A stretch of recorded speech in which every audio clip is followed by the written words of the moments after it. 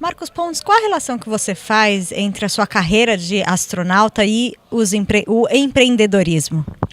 Essa é uma ligação bem direta, né? Hoje em dia, como empresário, eu vejo que muitas das coisas que eu aprendi, tanto na Força Aérea, né, liderando uma esquadrilha, por exemplo, dando cursos de liderança, e nas dificuldades que a gente tem que passar ao longo da carreira, ou como astronauta em uma missão, em que você tem toda a parte de definição de objetivos, planejamento, execução, todas as etapas da execução, a parte de aperfeiçoar métodos e processos, você vê no dia a dia, né, em empresas.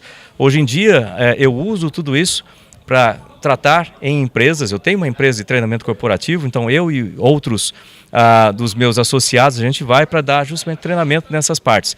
E é uma ligação direta. Realmente você nota que o ser humano é o mesmo nas duas atividades. E as dificuldades que a gente passa e cria através disso, no meio da comunicação e outras coisas, acaba sendo do mesmo tipo. Atualmente você tem uma fundação, né, que fomenta. Eu gostaria que você comentasse como está o desenvolvimento de ciência, tecnologia e educação no Brasil, né? Se avançou, se não avançou, o que mais o país tem que fazer para ter uma mão de obra mais capacitada e para fomentar, né, que crianças e adolescentes de hoje possam vir a ser futuros astronautas ou futuros engenheiros e mudar realmente o país. Essa é uma das coisas que eu trabalho com muita vontade no país, fora do país também, como embaixador da ONU, mas no país principalmente pelo seguinte, né? Nós precisamos de uma educação forte, de uma ciência forte, uma tecnologia forte, para que você consiga, através da interação dessas três partes, criar um desenvolvimento sustentável e econômico muito bom, vamos dizer assim, dentro do país. Como é que isso funciona?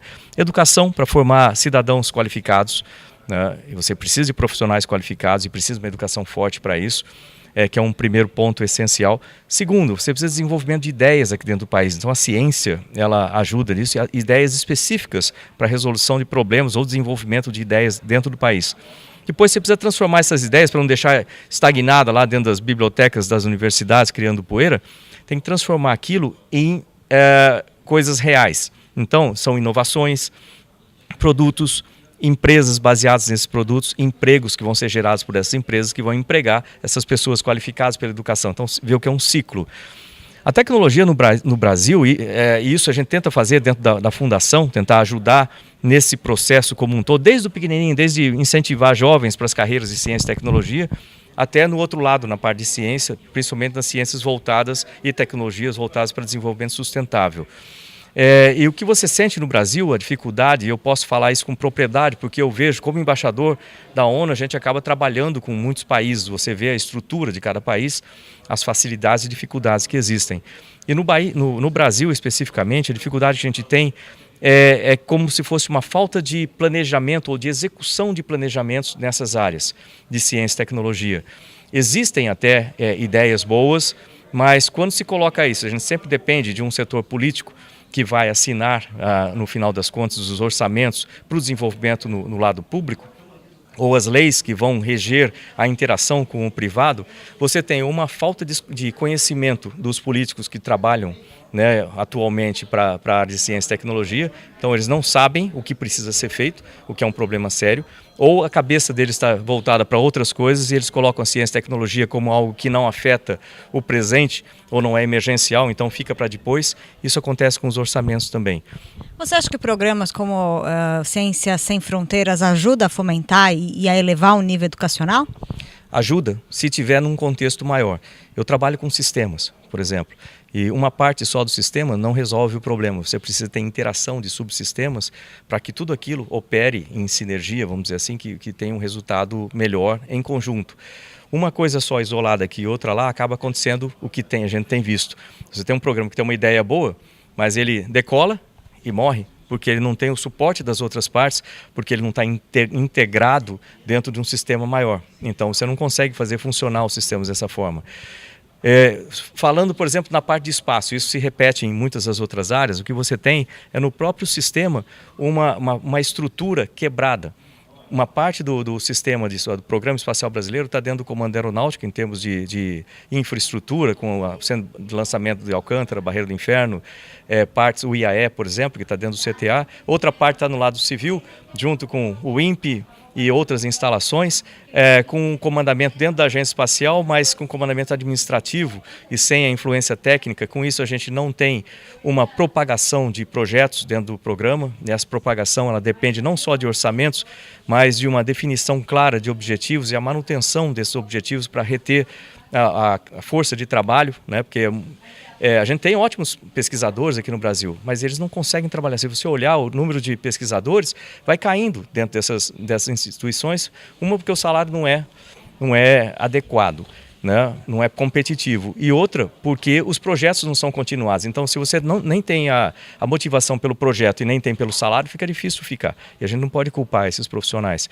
Então a gente precisa de uma mudança muito grande nesse sistema como um todo.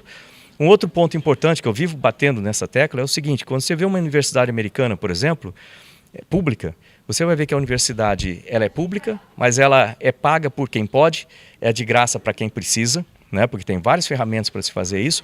A universidade tem uma infraestrutura forte, além disso ela pode receber dinheiro de projetos de empresas privadas, o que não acontece no Brasil, numa universidade pública. Aí você fica numa situação de calamidade dentro das universidades, a universidade precisando de dinheiro, sem laboratórios, sem recursos, enquanto empresas estão precisando de desenvolvimento de ideias que poderiam ser desenvolvidas dentro da universidade, mas você não pode colocar dinheiro. Eu tenho uma empresa, eu não posso pagar, por exemplo, o ITA para desenvolver um projeto para mim.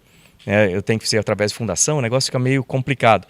Então, são vários mecanismos que precisam ser ajustados no Brasil e são feitos através de leis, por exemplo, a mudança dessas leis, são feitos através também do aculturamento, eu diria, nessa área, né, que a gente pensar na universidade, nos centros de pesquisa e nas indústrias como uma coisa só, trabalhando em conjunto. Então, é todo um sistema que precisa ser modificado ou aperfeiçoado. Falando um pouquinho da sua parte de empreendedorismo na área de internet, né? Como você vê o desenvolvimento da internet no Brasil e o papel disso para o desenvolvimento do país? Essencial. Primeiro porque comunicação, hoje em dia, ela passa dentro, vamos dizer assim, por uma canaleta de coisas essenciais para que você consiga desenvolver o país e as comunidades. Na ONU para Desenvolvimento Industrial, né, que eu trabalho nos projetos lá, eu desenvolvo projetos lá, quando você chega numa comunidade, por exemplo, você tem vários níveis de comunidade, desde o nível ali que você precisa chegar com água, precisa chegar com moradia, precisa chegar com higiene básica e depois energia e assim por diante, até outros em que você tem uma cidade, uma comunidade já desenvolvida, mas a informação, a transmissão de informação e a geração de conhecimento através disso passa pela internet hoje em dia. A gente não pode ter um lugar completamente isolado do mundo ali, exceto se for uma reserva indígena, sei lá, alguma coisa assim, que talvez faça mais sentido, alguma coisa desse jeito, em se manter aquela situação. Mas, no geral, a gente precisa dessa conexão, a gente precisa ter informações correndo. E eu vejo o Brasil como aliás, eu faço parte desse setor agora, então lógico que eu tenho estudado a parte de mercado, eu vejo o Brasil como um mercado excelente para isso, em termos de negócio, e uma necessidade social também ligada a isso. Educação precisa de informação, desenvolvimento de novas profissões, novas atividades comerciais também precisa disso, o desenvolvimento econômico da região. E aí, com isso, você tem, logicamente, o desenvolvimento social agregado, né? E, se Deus quiser, né? E com políticas corretas, a preservação ambiental também. Então, você tem um desenvolvimento sustentável apoiado também na transmissão de informações através de sistemas de fibra ótica e outras coisas.